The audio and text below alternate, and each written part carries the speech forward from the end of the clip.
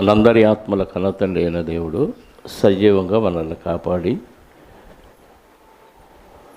ప్రకృతిలో మరొక దినాన్ని మనకిచ్చి ఆదివారమున ఆయన ఆరాధించడానికి ఇచ్చిన శ్రేష్టమైన సమయాన్ని బట్టి దేవునికి మనందరి తరపున యేసుక్రీస్తు నామంలో కృతజ్ఞతాస్తుతులు చెల్లిస్తూ ఇంకా బయట కూర్చున్న వారు ఎవరైనా ఉంటే వీలైతే లోపలికి రండి. లోపల చాలా ఖాళీ ఉంది. పరధ్యానంగా ఉంటాం కాబట్టి బయట ఉంటే లోపలికి వస్తే కొంచెం ఏకాగ్రత ఉంటుంది. దయచేసి లోపలికి రండి. ప్రార్థన చేసి వాక్యాన్ని కొద్ది నిమిషాలు ధ్యానం చేద్దాం.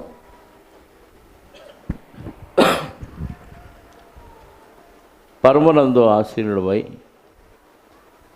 ఈ చరాచర జగత్తును అందున్న సమస్తమును సృజించిన సృష్టికర్తవైన మా పరలోకపు తండ్రి, మీ మహా కృప కనికరము జాలి దయ వాత్సల్యాన్ని బట్టి మీకు స్తోత్రములు. మీ ముందు నిలబడే అర్హత లేని మాకు అర్హతనిచ్చి మీ వాక్యాన్ని బోధించగలిగే అవకాశాన్ని ఇచ్చి మీ సేవకులుగా మీ పనివారిగా మమ్మల్ని భూమి మీద ఏర్పాటు చేసుకున్న విధానాన్ని బట్టి స్తోత్రాలు. లోకము నుండి వేరై ప్రత్యేకపరిచి పరిశుద్ధులుగా తీర్చి పరిశుద్ధతను కాపాడుకుంటూ ఇహలోక మాలిన్యం మాకు అంటకుండా మమ్మల్ని మేము కాపాడుకుంటూ అనేకులను పరిశుద్ధులుగా తీర్చవలసిన బాధ్యత మీ సేవకులైన మా పట్ల మీరు మా భుజస్కంధాల మీద మోపినందుకు మీకు స్తోత్రాలు. ఇదిగోనైనా ఇప్పటి వరకు కొన్ని మాటల ద్వారా మేము హెచ్చరిక చేయబడ్డాం.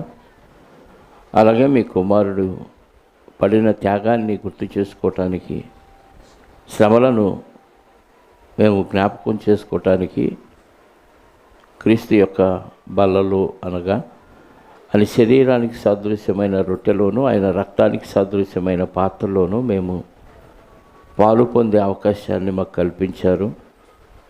బయటికి వెళ్ళిన మేము ఊరికే ఉండక మా సొంత కార్యములను మాత్రమే చూచుకొనక మీ ప్రభువారిని పరిచయం చేయాలి అని, ఆయన మరణ సమాధి పునరుద్ధారణను ప్రకటించాలని మాకు తెలియచేస్తున్న విధానాన్ని బట్టి స్తోత్రాలు.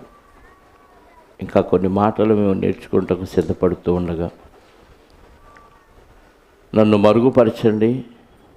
మీ వాక్యపు వెలుగులోనికి మీ పిల్లలను నడిపించగలిగే సామర్థ్యాన్ని నాలో ఉన్న ఉపకారాత్మ సహాయంతో అనుగ్రహించమని కోరుకుంటూ, మీ పిల్లలు వాక్యాన్ని విని వాక్యానుసారమైన జీవితాన్ని అనుసరించడానికి వారిని వారు హెచ్చరిక చేసుకునే మనస్సును వారికి అనుగ్రహించమని మా రక్షకుడు మా పాప విమోచకుడైన క్రీస్తు యేసు యొక్క సమాధానం కలిగిన నామములో ప్రార్థించి అడిగి వేడుకొనుచున్నాను పరలోకపు తండ్రి, ఆమేన్. చేరి వచ్చిన మీ అందరికీ ప్రభు అయిన క్రీస్తు నామములో శుభాలు వందనాలు. ప్రభునందు ప్రియమైన దేవుని వారులారా, ఈరోజు మరొక పిచ్చి గురించి మనం ఆలోచిద్దాం. పిచ్చి లేదా వ్యసనం లేదా మత్తు ఏదన్నా కావచ్చు. అనేకమైన వ్యసనాలు మత్తుల గురించి గతంలో మనం ఆలోచించాం. ఈరోజు మనం ఆలోచించబోయేది స్త్రీ పిచ్చి లేదా స్త్రీ వ్యసనం. అర్థం ఉందనుకుంటాను. స్త్రీ వ్యామోహం, వ్యసనం, పిచ్చి, మత్తు, ఇంకా స్త్రీ లోలుడు, ఇలా రకరకాలుగా మనం మాట్లాడుకోవచ్చు. దేవుడు ఆదిలో సృజించింది పురుషుడినైనా పురుషునిలో స్త్రీని కూడా సృజించాడు అనేది మనకి బైబిల్లో క్లియర్గా రాయబడింది. స్త్రీకి వేరుగా పురుషుడు లేడు, పురుషుడికి వేరుగా స్త్రీ లేదు. విభిన్నమైన ఆకారాలు చేసి దేవుడు ఒకరి పట్ల ఒకరికి ఆకర్షణ పెట్టాడు. ఒకరి పట్ల ఒకరికి ఆకర్షణ. సహజంగా పురుషుడి పట్ల పురుషుడికి ఆకర్షణ ఉండదు, స్త్రీ పట్ల స్త్రీకి ఆకర్షణ ఉండదు. కానీ పురుషుని పట్ల స్త్రీకి, స్త్రీ పట్ల పురుషునికి ఆకర్షణ పెట్టాడు. దాని వెనక కారణం ఆయనకు అనేక మంది పిల్లలు కావాలి అని. రెండు ఉద్దేశాలతో దేవుడు స్త్రీ ఆకారాన్ని పురుషునాకారాన్ని నిర్మించడం జరిగింది. ఒకటి, పురుషునికి బలమైన ఆకారం ఇచ్చాడు శారీరకంగా, స్త్రీకి బలహీనమైన ఆకారం ఇచ్చాడు. పురుషుణ్ణి అధికారిగా పెట్టాడు, స్త్రీని పురుషునికి సాటి అయిన సహాయంగా పెట్టాడు. రెండిటి వెనక ఉద్దేశం ఏంటంటే, పురుషుడు గృహ పరిపాలన చేయాలి, స్త్రీ పురుషునికి సాటి అయిన సహాయంగా గృహ పరిపాలనలో సహకారిగా ఉండాలి. ఈ గృహం ఆత్మీయమైన గృహంగా ఎదగాలి. శారీరకంగా గృహాలు ఉన్నాయి, ఎంతోమంది పెళ్ళిళ్ళు చేసుకుంటున్నారు, పిల్లలు కంటున్నారు, గృహాలు అయితే ఎదుగుతున్నాయి, వాళ్ళకి మళ్ళీ పెళ్ళిళ్ళు చేస్తున్నారు, మళ్ళీ పక్కన ఇంకొక గృహం ఏర్పాటు చేసుకుంటున్నారు. కానీ ఈ గృహాలు ఆత్మీయంగా ఎదిగే పరిస్థితి కనపడట్లేదు. కారణం ఏంటి అంటే, దేవుడు ఈ ఆకర్షణను పెట్టింది, ఈ కోరికను పెట్టింది కేవలం ఇష్టాన్ని నెరవేర్చుకోవటానికి, కోరిక తీర్చుకోవటానికి అనే ఆలోచనలోనికి మనుషులు వెళ్ళిపోవటం. ఆకలైతే ఆహారం తింటాం, దాహం అయితే నీళ్లు తాగుతాం అన్నట్టుగా కోరిక పుట్టినప్పుడు ఎలాగోలా తీర్చుకోవాలి అనే ఒక ఆలోచన కలిగింది. దేవుడు ప్రతిదానికి కట్టడ పెట్టాడు, ఒక విధానాన్ని తెలియచేశాడు. శరీరాన్ని కంట్రోల్ చేసుకొని శరీరాన్ని జయించటమే ఆ ఆజ్ఞల యొక్క ఉద్దేశం. దేవుడు పాత నిబంధనలో పెట్టిన, కొత్త నిబంధనలో పెట్టిన నీకు అనిపించిందంతా నువ్వు చేయకూడదు. శరీరం అనేకమైన దురాశలు కోరుకుంటుంది. దాన్ని అది అడిగింది కదా అని మన ఇష్టానుసారంగా దాన్ని నెరవేర్చకూడదు. దాన్ని ఒక క్రమమైన పద్ధతిలో దేవుడు చెప్పిన క్రమంలో నడిపించాలి. అదే భక్తి. భక్తి లేని వాడికి ఒక క్రమం లేదు. అందుకే సామెతలు అంటాడు, దేవోక్తి లేని ఎడల జనులు కట్టులేక తిరుగుదురు. దేవుని మాట లేకపోతే జనాలు ఏమవుతారంట? సామెతలు 28:18 అనుకుంటా, చూడండి, 28:18. దేవోక్తి లేని ఎడల, అంతేనా? 29:18, 29:18, రైట్. దేవోక్తి లేని ఎడల జనాలు, అంటే దేవుని మాట లేకపోతే ఒక పద్ధతి పాడు ఉండదు, ఇష్టం, ఒక పద్ధతి పాడు ఉండదు. ఏమండి, ప్రకృతిలో ఏ జంతువుకి ఏ పక్షికి లేని ఒక వ్యవస్థను దేవుడు మనుషులకే ఏర్పాటు చేశాడు. అదే వివాహ బంధం. ఇది జంతువుల్లోనూ పక్షుల్లోనూ పురుగుల్లోనూ ఉండదు, మొక్కలలో కూడా చెట్లలో కూడా ఉండదు. ఏ చెట్టు పూతలో ఉన్న పరపరాగ రేణువులను తీసుకెళ్ళి మరొక చెట్టు పువ్వు మీద ఈ తేనెటీగలు కానీ పక్షులు కానీ తీసుకెళ్ళి కలిపేస్తూ ఉంటాయి. అంటే ఏ చెట్టు నుంచి ఏ చెట్టుకి అది వెళుతుందో తెలియదు. అలాగే జంతువులు కానీ పక్షులు కానీ ఏ జంతువుతో కూడుతుందో, ఏ జంతువు కూడటం వల్ల పిల్లలు పుడతాయో ఇవేమి ఉండవు వాటికి. కానీ మనుషులకి ఒక పద్ధతి పెట్టాడు. ఏంటది? వివాహ వ్యవస్థ, భార్య భర్తల బంధం. ఆది దంపతులను దేవుడు చేసినప్పుడు వాళ్ళని పక్కటెముకను తీసి స్త్రీ ఆకారాన్ని నిర్మించి ఆదాము దగ్గరికి తీసుకెళ్ళినప్పుడు, నా ఎముకల్లో ఎముక, నా మాంసములో మాంసము, నీవు నరుల్లో నుండి తీయబడ్డావు కాబట్టి నారి అనబడదు అన్న తర్వాత ఒక మాట రాయబడి ఉంది. 2వ అధ్యాయము ఆదికాండం 24 చదువుదాం. కాబట్టి పురుషుడు తన తండ్రిని తల్లిని విడిచి తన భార్యను హత్తుకొనును, వారు ఏక శరీరమగుదురు. ఏ శరీరం? ఏక శరీరం. ఒక భర్తకు ఒక భార్య, ఒక భార్యకు ఒక భర్త, ఇద్దరు పెళ్ళైన తర్వాత ఏమవుతారు? ఏక శరీరం. రెండు శరీరాలుగా ఉన్న ఒకటే దేహంగా ఏకత్వం కలిగి ఉండాలి. ఇద్దరు ముగ్గురు అయితే, పురుషుడికి ఇద్దరు ముగ్గురు, స్త్రీకి ఇద్దరు ముగ్గురు ఉన్నారనుకోండి, అది ఏక శరీరం అవదు, ఎక్స్ట్రా శరీరం. కొంతమందికి చేతికి 5 వేళ్ళు కదా 6 వేళ్ళు వస్తాయి కదా, అంటే ఎక్స్ట్రా వింతగా కనపడతారు అలాంటి వాళ్ళు. ఏకదేహంగా ఉంచాడు. అంటే ఒక పురుషుడికి ఒక భార్య అంతే దేవుడు పెట్టిన క్రమం. మధ్యలో రాజులు దేవుని బిడ్డలు కూడా భార్యలను చేసుకున్నారంటే అది దేవుడు పెట్టిన క్రమం కాదు. మొట్టమొదటిగా దేవుని ఎరుగని వారు లేదా దేవునికి దూరమైన వారి సంతానంలోనే బహుభార్యత్వం కనపడిద్ది మనకి. కయ్యూను వారసత్వం నుంచి వచ్చిన ఒక ఆయన ఉంటాడు, లెమెకు, 2 భార్యల ముద్దుల భర్త. బహుభార్యత్వం అనేది మనకు అక్కడే కనపడుతుంది. చూడండి ఒకసారి ఆదికాండం 4వ అధ్యాయములో 19వ వచనం నుండి.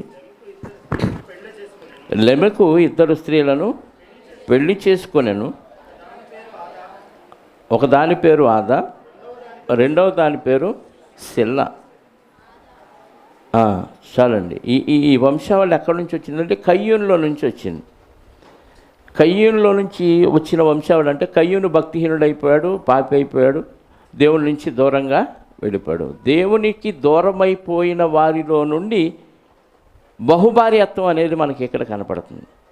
దేవునిలో ఉన్నవారికి బహుభార్యత్వం అప్పటి వరకు లేదు.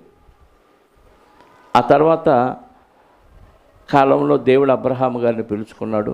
అబ్రహాము గారిని పిలుచుకోకముందు ఉన్నవారంతా ఎవరయ్యానంటే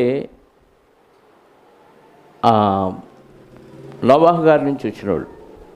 జలప్రళయానికి ముందు చాలామంది చనిపోయారు కదా, అందరూ చనిపోయారు. ఈ కయ్యూను, ఈ వారసులు కూడా మొత్తం చనిపోయారు, ఎవరు లేరు. నోవాహు గారి వారసత్వం నుంచి వచ్చిన వాళ్ళు మళ్ళీ భక్తిహీనులు అయిపోయారు. వాళ్ళు అన్యులుగా మారిపోయారు. అన్యులుగా మారిపోయిన వారిలో నుంచి దేవుడు అబ్రహాము గారిని ఏర్పాటు చేసుకున్నాడు. మిగతా వీళ్ళంతా ఎవరిష్టానుసారంగా వాళ్ళు పెళ్ళిళ్ళు చేసుకోవటం, ఒకళ్ళు 2 ముగ్గురిని 4 5గురిని చేసుకోవటం, బహుభార్యత్వం ఉంది. అంత మాత్రమే కాదు, కానీ ఎవరికి నచ్చిన వాళ్ళని ఆ అమ్మాయికి పెళ్ళైన భర్తని చంపి మరీ ఆమెను తెచ్చుకొని కోరిక తీర్చుకునే ఒక నీతి కూడా కాదు, అది అవినీతి కార్యక్రమం ఆ రోజుల్లో మరి ఉందంటే దేవుని కట్టడ లేకపోతే మనుషులు ఏమైపోతారనేది మనకి సమాజంలో కనపడుతుంది ఇప్పటికీ.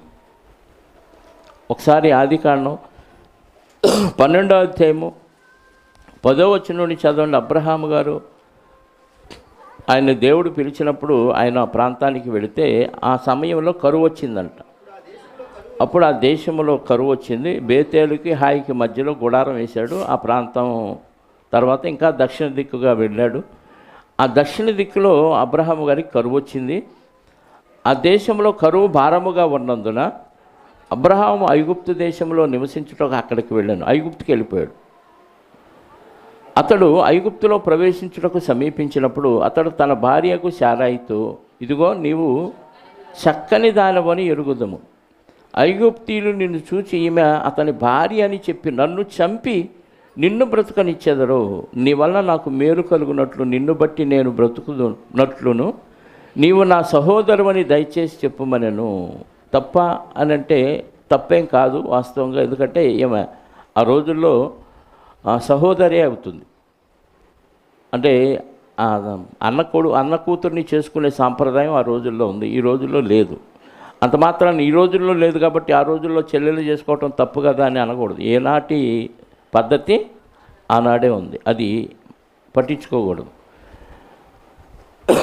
ఏమన్నాడు అక్కడ, నీ దేశపు జనులు నీ చక్కదనాన్ని చూసి నన్ను చంపి నిన్ను తీసుకెళ్ళిపోతారు. అంటే ఎలాంటి పరిస్థితి ఉందో చూడండి సమాజంలో. ఐగుప్తులో అప్పటికే ఏ సాంప్రదాయం ఉంది, నాగరికతకు పుట్టింది పేరు ప్రపంచంలో.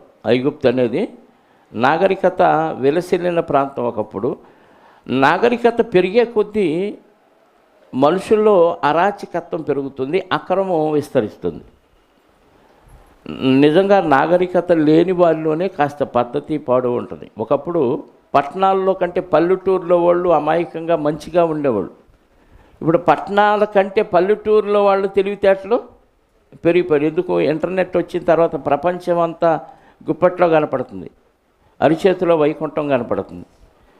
అన్నీ చూస్తున్నారు కదా, టీవీలో కానీ ఫోన్లో కానీ అందరికీ అన్నీ తెలిసిపోతున్నాయి. ఇంగ్లీషు పొట్టగొత్తే స్కూల్కి వెళ్ళినోడు కూడా ఇంగ్లీషు ధారాళంగా మాట్లాడగలుగుతున్నాడు. అదంటే నేర్చుకోయప్ప అంటున్నాడు కదా.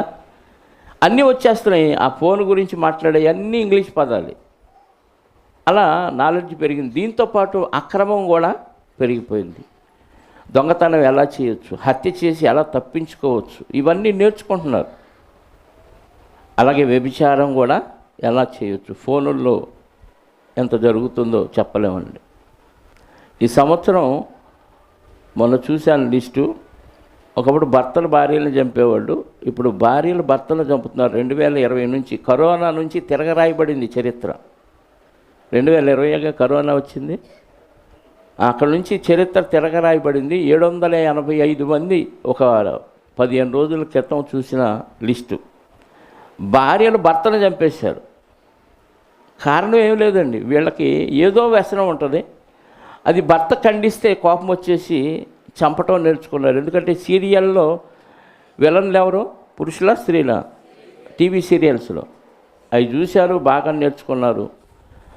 ఓహో, చంపటం పెద్ద కష్టమేం కదా, చంపటానికి శక్తి సామర్థ్యాలు అవసరం లేదు కదా. కత్తికి తెలుసా, వీడు karate fighter, builder, body builder అని పొడితే చచ్చిపోతారు అంతే. బలం అక్కర్లేదు చంపటానికి, బలం అక్కర్లేదు. బలం కలిగిన వాడు బలహీనుని చంపుతాడు అనేది వెనకటి రోజులు అవి. ఇప్పుడు ఎవరినైనా చంపొచ్చు, పిల్లలు సైతం పెద్దోళ్ళు చంపవచ్చు. భార్యలు భర్తలను చంపుతున్నారంట, ఎందుకంటే వేరే వ్యసనానికి అలవాటు పడిపోతున్నారు. ఎందుకు వీళ్ళు ఇలా చేస్తారంటే వాళ్ళకి దేవుని భయం ఏమాత్రం లేదు, భక్తి లేదు. భక్తి ఉంటే ఈ అక్రమం జరగదండి. భక్తే రక్తే అనుకునేది అది పాత నిబంధన. దేవుడు చూసి చూడనట్లుగా పోయాడు. కొత్త నిబంధనలో ఖచ్చితంగా ఉంటాడు దేవుడు.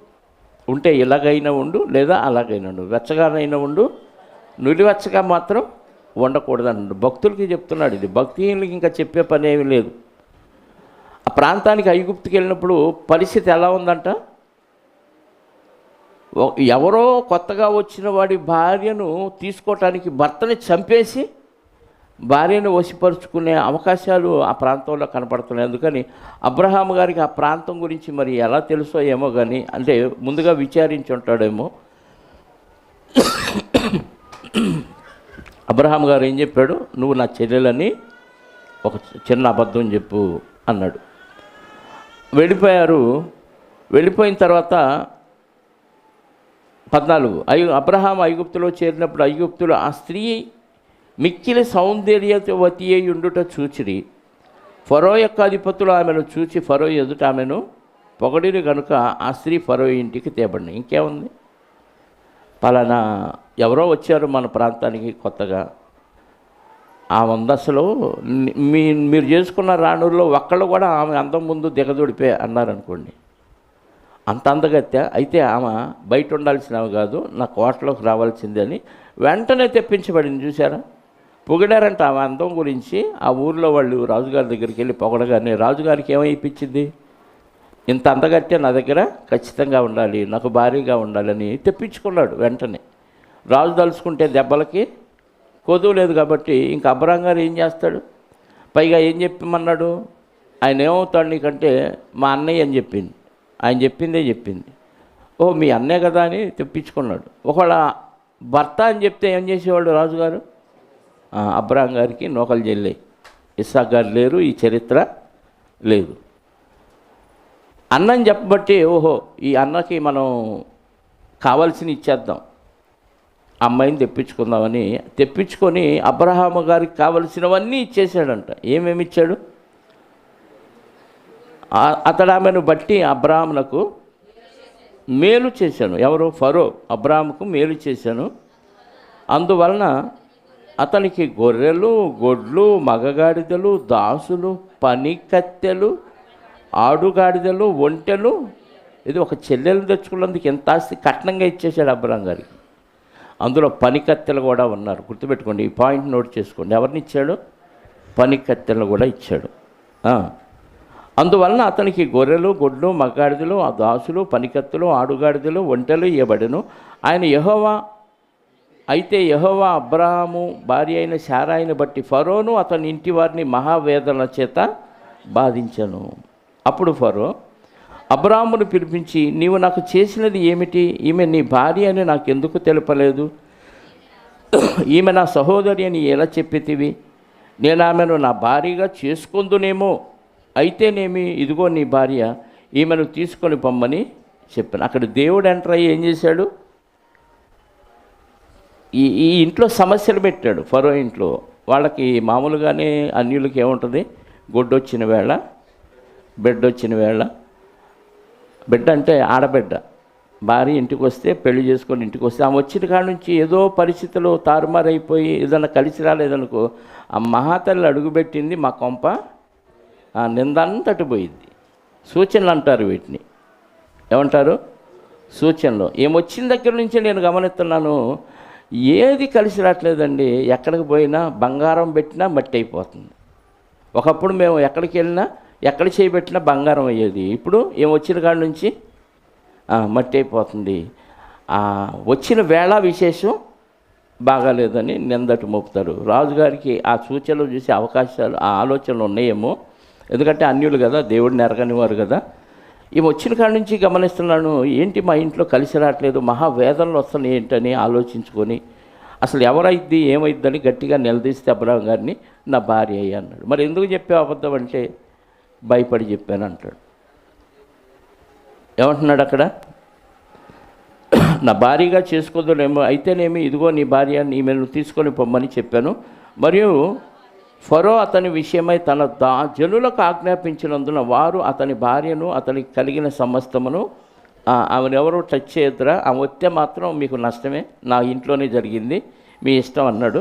ఇక్కడ వద్దు బాబు, నువ్వు దయచేసి వెళ్ళిపో అని పంపించారు. కొంతకాలం తర్వాత మళ్ళీ అలా తిరుగుతూ ఉంటున్నాడు కదా, దేవుడు పిలుస్తూ ఉన్నాడు, అబ్రహాం గారు తిరుగుతూ ఉన్నాడు. ఆ తిరిగే సమయంలో మరొక ప్రాంతానికి వెళ్ళాడు. 20వ అధ్యాయం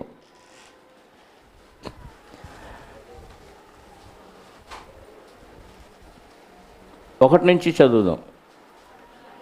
అక్కడ నుంచి అబ్రాము దక్షిణ దేశమునకు తరలిపోయి కాదేశునకు షూరునకు మధ్యలో నివసించి గెరారులో కొన్నాళ్ళు ఉండెను.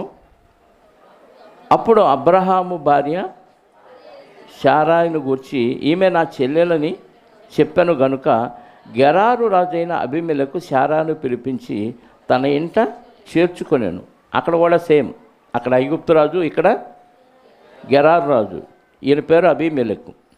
శారాను పిలిపించి తన ఇంట చేర్చుకొని, అయినను రాత్రివేళ దేవుడు స్వప్నమందు అబీమెలెకు నొద్దకు వచ్చి, నీవు నీ ఇంట చేర్చుకునే స్త్రీ ఒక పురుషునికి భార్య గనుక ఆమె నిమిత్తము నువ్వు చచ్చినవాడు సుమా అని చెప్పాను. అంటే దేవుడు ఎంటర్ అవ్వకపోతే ఏమైపోద్ది చెప్పండి? ఏమైద్ది? శారమ్మ గారిని ఆయన చేసుకునేవాడో లేకపోతే ఉంచుకునేవాడో ఏదైనా చేసేవాడు. దేవుడు ఎంటర్ అయిపోయి ఆమె ఒకనికి భార్య, చెల్లెలు కాదు అంటే, మరి ఇలాంటి అబద్ధం చెప్తున్నాడు కదా ప్రభువా అని అడుగుతాడు. 4 అయితే అబీమెలెకు ఆమెతో పోలేదు కనుక అతడు, ప్రభువా, ఇట్టి నీతిగల జనమును హతము చేయుదువా? ఇలాంటి నీతి కలిగిన జనాన్ని హతము చేయుదువా? ఈమె నా చెల్లెలని అతడు నాతో చెప్పలేదా? మరి ఆమె కూడా అతడు నా అన్నని అనెను. నేను చేతులతో ఏ దోషము చేయక యథార్థ హృదయముతో నీ పని చేసి తిని అనెను. ఎవరు? ఫరో అన్నాడు. ఎవరితో? అబీమెలెకు అన్నాడు, నేను యథార్థ హృదయంతో ఈ పని చేశాను అని అంటే, ఆమె నా అన్న అని చెప్పింది, ఆయన నా చెల్లెలు అని చెప్పాడు. ఇద్దరు అబద్ధం ఆడారు, నేను మాత్రం యథార్థంగా ఉన్నానంటే దేవుడు అంటున్నాడు. అందుకు దేవుడు, అవును, యథార్థ హృదయముతో దీన్ని చేసితివని నేను ఎరుగుదును, మరియు నీవు నాకు విరోధముగా పాపము చేయకుండా నేను నిన్ను అడ్డగించి తిని. అంటే దేవుడే ఆపాడు. దేవుడే ఎవరిని? అబీమెలెకుని దేవుడే ఆపాడు. లేకపోతే ఆయన ఉన్న భక్తుడా యథార్థ హృదయంతో ఈ పని చేయటం? దేవుడు ఆపాడు కాబట్టి యథార్థ హృదయం ఆ విషయంలో ఉంది. మిగతా అన్ని విషయాల్లో యథార్థ హృదయం ఉండదు భక్తిహీనులకి. దేవుడు ఆ విషయంలో శారమ్మ గారిని బట్టి, అబ్రాహాము గారిని బట్టి ఎంటర్ అయిపోయి ఆయన ఆపాడు కాబట్టి ఈయన ఏం చేయలేదు. చదవండి. అందుకే నేను నిన్ను ఆమెను ముట్టనీయలేదు. కాబట్టి ఆ మనుషుని భార్యను తిరిగి అతనికి అప్పగించుము, అతడు ప్రవక్త, అతడు నీ కొరకు ప్రార్థన చేయును, నీవు బ్రతుకుదువు. భయపడిపోయాడు. దేవుడే చెప్పాడు కదా, ఆయన ప్రవక్త నీ కొరకు ప్రార్థన చేస్తాడు, లేకపోతే నువ్వు చచ్చిపోతావు. నువ్వు బతకాలంటే ఆమెను పంపించేయి, ఆయన నీ గురించి ప్రార్థన చేస్తాడని దేవుడు చెప్పబట్టి నీవు ఆమెను అప్పగించిన ఎడల నీవును నీ వారందరూ నిశ్చయముగా అప్పగించని ఎడల చచ్చెదరని తెలుసుకోనమని స్వప్నమందు అతనితో చెప్పాను. తెల్లవారినప్పుడు అబీమెలెకు లేచి తన సేవకులందరినీ పిలిపించి ఈ సంగతులన్నీ వారికి వినిపించినప్పుడు ఆ మనుషులు మిగుల భయపడిరి. అమ్మో, ప్రవక్త అంట ఆయన చెప్పిస్తే మనం అందరం నాశనం అయిపోతామంట, దేవుడే చెప్పాడంట, లేకపోతే ఆమెను ఏమన్నా చేసి ఉంటే మన పరిస్థితి ఏమయ్యేదని అందరూ భయపడిపోయారు. అందరికీ చెప్పేశాడు రాజుగారు. అబీమెలెకు అబ్రహామును పిలిపించి, నీవు మాకు చేసిన పని ఏమిటి? నీవు నా రాజ్యం మీదకి మహాపాతకము తెప్పించినట్లు నేను నీ ఎడల చేసిన పాపం ఏమిటి? చేయరాని కార్యములు నాకు చేసితమని అతనితో చెప్పాను. అబ్రహాం గారితో చెప్పాడు అబీమెలెకు. మరియు అబీమెలెకు, నీవేమి చూసి ఈ కార్యము చేసితమని అబ్రహామును అడగగా, ఎందుకు ఈ మాట అబద్ధం ఎందుకు చెప్పావు? నిజం చెప్పొచ్చు కదా, తప్పేంటి అని ఎందుకు అని అడిగితే అప్పుడు రీజన్ చెప్తున్నాడు అబ్రహాం గారు. అబ్రాము, ఈ స్థలమందు దేవుని భయము ఏమాత్రమునో, అంటే దేవుని భయం లేకపోతే ఏం జరిగిద్ది? అన్యాయం, అక్రమం. ఎవడి భార్య ఎవరైనా, ఎవరి భర్త ఎవరైనా పనిచేసుకుంటారు. ఈ మధ్య ఈ కల్చర్ ఎక్కువైపోయింది. కొన్ని పార్టీలు ఏర్పాటు చేసుకొని, కిట్టి పార్టీలని, భర్తలు మార్చుకుంటున్నారంట, భార్యలు మార్చుకుంటున్నారు భర్తలు. ఎందుకు లేదు? దేవుని భయం ఏమాత్రం లేకపోతే దౌర్భాగ్యం ఇలాగే ఉంటుంది. ఈ ప్రాంతమందు దేవుని భయం ఏమాత్రమూ లేదు కనుక నా భార్య నిమిత్తము నన్ను చంపుదురు అనుకొని చేసి తిని. అంతేకాక ఆమె నా చెల్లెలన్న మాట నిజమే, ఆమె నా తండ్రి కుమార్తె కానీ నా తల్లి కుమార్తె కాదు. ఆమె నాకు భార్య అయినది, తల్లి కుమార్తె కాదు, తండ్రి కుమార్తె. అంటే తండ్రికి మరొక భార్య ఉంటే ఆ భార్యకు పుట్టిన కుమార్తె, అంటే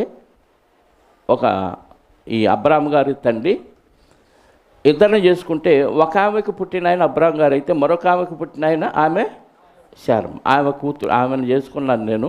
అలాగైనా చెల్లెలు అయింది మన లెక్కలో, కానీ ఆ రోజుల్లో అది పట్టింపు కాదు. ఇది వాస్తవమే. కానీ ఇక్కడ దేవుని భయం లేదు కాబట్టి వాళ్ళు వచ్చి నన్ను చంపి ఏమైనా తీసుకెళ్ళిపోతారనే భయంతోనే చేశాను అని చెప్తాడు.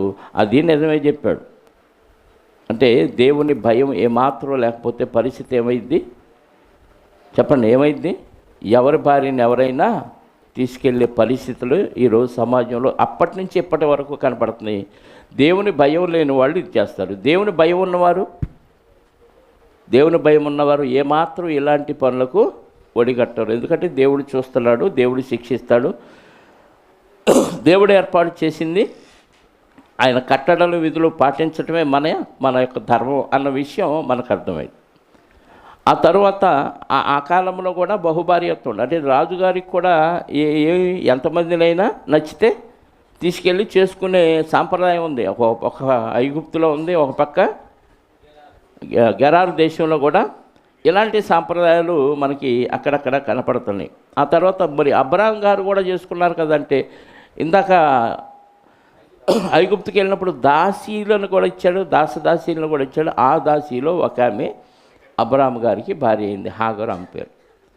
అది దేవుని వాగ్దానం శారమ్మ గారికి సరిగ్గా అర్థం కాక అబ్రాహాం గారితో మాట్లాడాడు. అప్పటి వరకు దేవుడు, నేను నీకు సంతానం ఇస్తాను, ఆకాశ నక్షత్రాలంట విస్తారంగా, భూమి మీద ఉన్న ఇసుక రేణువులంత విస్తారంగా నీకు సంతానాలను ఇస్తానంటే, ఆ సంతానం ఎలాగైతే అబ్రహాము గర్భంలో నుంచే కదా పుడతారు అనుకొని మధ్యలో ఒక దాసిని అబ్రాహాం గారికి ఇచ్చింది శారమ్మ గారు. ఐగుప్తు నుంచి తెచ్చుకున్న దాసిలో ఒక దాసిని ఇచ్చింది. ఆ దాసి పేరే హాగరు. ఆమెకు పుట్టిన కుమారుడే ఇష్మాయిల్. అయితే అతను నీకు వారసుడు కాదు, నేను నీకు చెప్పి నీ గర్భంలోంచి మరొక వ్యక్తిని పుట్టిస్తాను, అతనే నీకు వారసుడని ఇస్సాకు గారిని తర్వాత ఇస్తాడు. అంటే అబ్రాహాము గారు కూడా దేవుని మాటను కాస్త కూస్త పెడచేయడం పెట్టారు. కారణం ఎవరు చెప్పండి? శారమ్మే. భార్య ఇష్టపడితే ఎవరు కాదంటారు చెప్పండి? భార్య కావాలని ఇష్టపడిచ్చింది. అందులో ఏంటి? కేవలం సంతానం కోసం. చాలామంది భార్యలు కూడా నాకు పిల్లలు పుట్టట్లేదు కాబట్టి మీరు మరొక పెళ్లి చేసుకోండి అని పర్మిషన్ ఇస్తున్న భార్యలు ఉన్నారు. దగ్గరుండి భర్తలకు పెళ్లి చేసిన భార్యలు కూడా ఉన్నారు ఈరోజు సమాజంలో. కేవలం సంతానం వంశం అభివృద్ధి చెందటం కోసం. మరి ఆమెకు కూడా పుట్టకపోతే ఏం చేస్తారు? 2 కాకపోతే 3, 3 కాకపోతే 4 చేస్తారా? వీళ్ళందరినీ పోషించటం పక్కన పెడితే వీళ్ళు పడుతున్న గొడవలకి వీడు పిచ్చెక్కిపోయి సన్యాసుల్లో కలిసిపోవాలి. ఒకరితో ఏగటం అంతంత మాత్రం అయితే 2-3తో ఏగటం అంటే ఆ లెమెకు గొప్పలు పోయేవాడు కాబట్టి ఆ ఓ ఆదా ఓ సిల్లా అని పిలుచుకొని డప్పాలు కొట్టుకున్నాడు. నేను ఎన్ని మటర్లు చేశానో తెలుసా అని.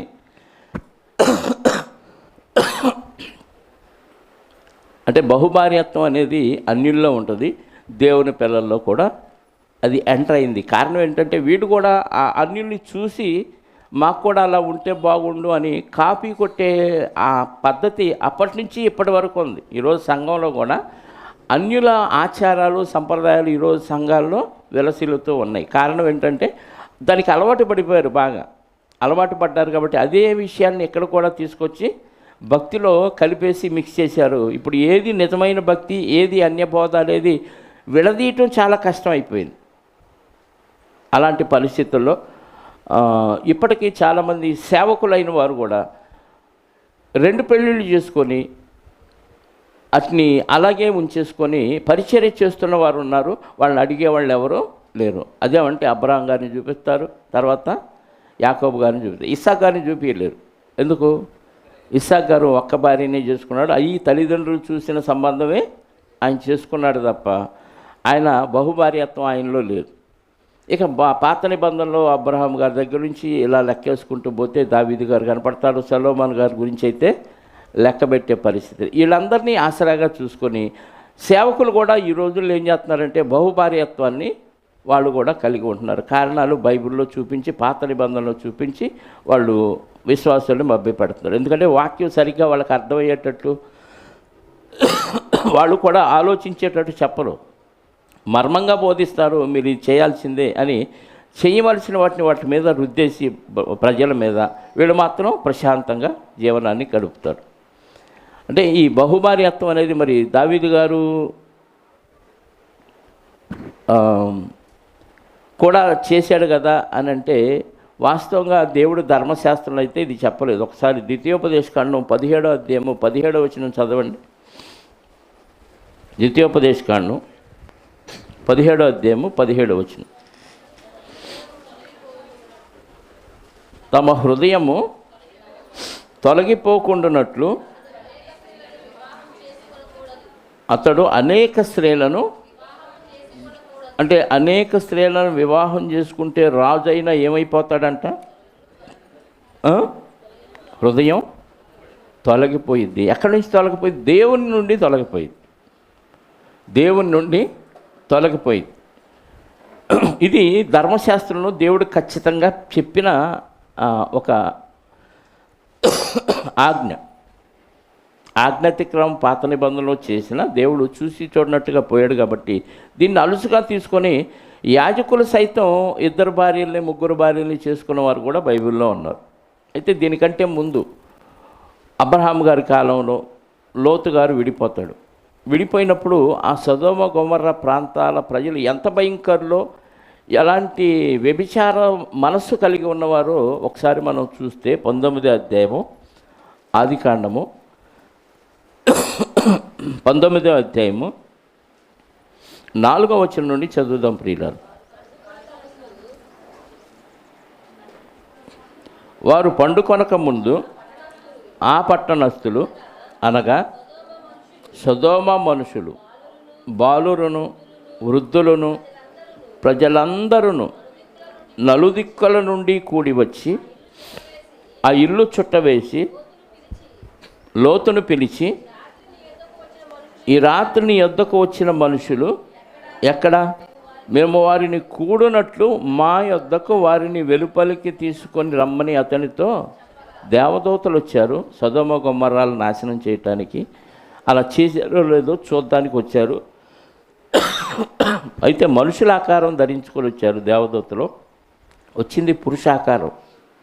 2 దేవదూతలు పురుషుని ఆకారంలో వస్తే, మన ఊరికి ఎవరో కొత్తోళ్ళు వచ్చారా, లోతోళ్ళు ఇంటికి వెళ్ళారు అని చెప్పేసి సాయంకాలం పొద్దుగోక ముందే వాళ్ళు వచ్చారు. చక్కగా ఇంట్లో భోంచేసి పడుకోక ముందే ఊరంతా కలిసి వచ్చిందంట, చిన్నలు పెద్దలు వృద్ధులు ప్రజలందరూ ఆ ఇల్లు చుట్టవేసి, ఈ రాత్రి మీ దగ్గరకు వచ్చిన కొత్త వాళ్ళు ఎవరు, ఎక్కడి నుంచి వచ్చారు, వాళ్ళు బయటికి పంపించు. ఎందుకు? వాళ్ళతో ఏం పని? మేము వారిని కూడునట్లు. ఏమంటే పురుషులతో కూడేంత దౌర్భాగ్యపు స్థితి ఆ రోజు కనపడుతున్న సమాజంలో. స్త్రీలు పురుషులు కూడటం అనేది కామను. ఇక్కడ ఎంత దౌర్భాగ్యం చూసారా? ఈ రాత్రి మేము వారిని కూడినట్లు మా యొద్దకు వారిని వెలుపలికి తీసుకొని రమ్మని అతనితో చెప్పగా, లోతు వెలుపల ద్వారము దగ్గర నున్న వారి దగ్గరకు వెళ్ళి తను వెనుక తలుపు వేసి, అన్నలారా, ఇంత పాతకము కట్టుకొనకూడి, ఇదిగో పురుషుని కూడని 2 కుమార్తెలు నాకున్నారు. సెలవైతే వారిని మీ వద్దకు వెలుపలికి తీసుకొని వచ్చేదను. వారిని మీ మనస్సు వచ్చినట్లు చేయుడి. ఈ మనుషులు నా ఇంటి నీడకు వచ్చి ఉన్నారు కనుక వారిని మీరేమీ చేయకూడదని చెప్పినప్పుడు వారు నీవు అవతలికి పొమ్మనిరి. ఏంటంట? 2 పిల్లలు, ఆడపిల్లలు నా దగ్గర ఉన్నారు, నా కూతుర్లు, వాళ్ళు ఇంకా పెళ్లి కాలేదు, కన్యకలు. అలా ఆ పిల్లల్ని 2 మీకు పంపిస్తాను మీ దగ్గరికి బయటికి, మీ ఇష్టం వచ్చినట్టు చేసుకోండి, కానీ వీళ్ళు నా అతిథులు కాబట్టి వీళ్ళని ఏమీ చేయొద్దు అని చెప్పినప్పుడు దొమ్మిగా ఇండ్లంతా చుట్టేసి ఇల్లు పగలగొట్టి లోపలికి వెళ్దాం అనుకునే లోపు దేవదూతలు ఇంటి చుట్టూ మబ్బు కమ్మించి వాళ్ళని కన్ఫ్యూజ్ చేశారు. తలుపు ఎక్కడుందో కూడా తెలుసుకోలేని పరిస్థితులకు వాళ్ళు వెళ్ళిపోయారు. కాబట్టి ఇక్కడ కూడా దేవుడు ఎంటర్ అయ్యే దాన్ని తప్పించాడు. అంటే ఎలాంటి దౌర్భాగ్యపు సాంప్రదాయం ఆ దినాల్లో ఉందో మనకి అర్థం అవ్వాలి ప్రియులారా. పురుషులు కూడుకునే అంత దౌర్భాగ్యం. ఇదే విషయాన్ని పేతురు గారు రాస్తూ పేతురు పత్రికలో 2వ పత్రిక 2వ అధ్యాయం 6 నుంచి, పేతురు గారు రాసిన 2వ పత్రిక 2వ అధ్యాయం 6 నుంచి, మరియు ఆయన సొదొమ గొమొర్రాను పట్టణములను భస్మము చేసి ముందుకు భక్తిహీనులకు వారికి వాటిని దృష్టాంతములుగా ఉంచుటకై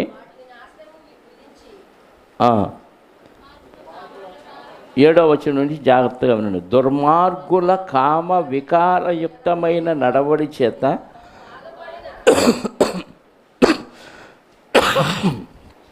దుర్మార్గుల కామ వికారం అంటే వాంతి వచ్చేటప్పుడు ఉంటుంది మన ఫీలింగు, అది వికారం. అంటే ఏదో అయిపోతున్నట్టు, అంత గందరగోళం అయిపోయినట్టు చిరాకుగా ఉంటుంది, వికారంగా పెడతాం. మనం బాత్రూమ్కి వెళ్ళినప్పుడు వెనక్కి తిరిగి చూసామనుకో, దాని వైపు చూసినప్పుడు ఫీలింగ్ ఎలా ఉంటుంది? వికారం అంటే అర్థం కావటానికి చెప్తున్నాను, అది వికారం.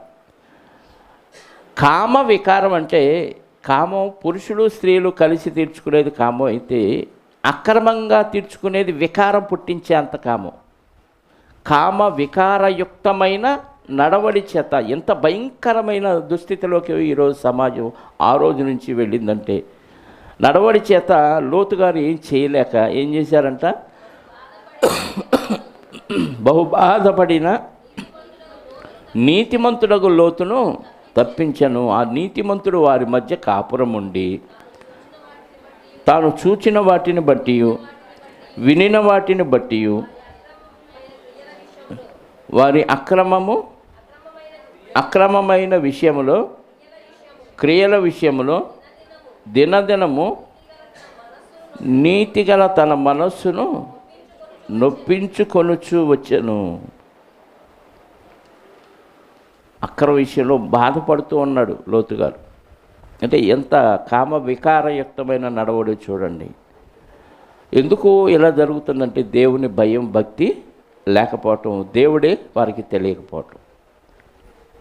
అబ్రహాము గారు చేశారు కదా 2-3 పెళ్ళిళ్ళు, దావీదు గారు చేశారు కదా అంటే దేవుడు అవి పెద్దగా పట్టించుకోలేదు. అలాని మిగతా వాళ్ళని దేవుడు ఎన్నిక కూడా చేయలేదు. దావీదు గారికి పుట్టిన స్త్రీలను కానీ పిల్లలను కానీ సొలొమోను గారిని ఒక్కరినే సెలెక్ట్ చేసుకొని ఆ వంశంలో నుంచే యేసుక్రీస్తు వారు వచ్చేటట్టు ఏర్పాటు చేశాడు. మిగతా వాళ్ళని పెద్దగా పట్టించుకోలేదు. అబ్రహాం గారు కూడా శారమ్మ గారు చనిపోయిన తర్వాత, అంతకుముందే ఈమె హాగరు చనిపోయి ఉండొచ్చేమో, ఇంకెవరు లేరు కదా అని వృద్ధాప్యంలో మరొక ఆమెను చేసుకున్నాడు. హాగరు కెతురాని చేసుకున్నాడు. 25వ అధ్యాయం ఆదికాండంలో. ఆమె వల్ల పుట్టిన కుమారులు కూడా బహుమానాలు ఇచ్చి తూర్పు దిక్కుగా పంపించాడు. అందులో నుంచి వచ్చిన కొన్ని జాతులే కనాను దేశంలో స్థిరపడిన వారు. అలాంటి వారిని కూడా అక్రమంగా ఉన్నారు కాబట్టి, ఒక పద్ధతి పాడు లేదు కాబట్టి వాళ్ళని కూడా దేవుడు నాశనం చేయించాడు. అంటే భక్తిహీనులుగా ఉన్నవారు ఒక పద్ధతి పాడు లేకుండా అక్రమ సంబంధాలు పెట్టుకునే జాతులన్నింటినీ దాదాపుగా దేవుడు ఆ కాలంలో నిర్మూలన చేయించాడు. అది ఇశ్రాయేల్ చేత. ఇశ్రాయేల్కి అందుకే ఖచ్చితంగా ఆజ్ఞ జారీ చేశాడు. ఏమని?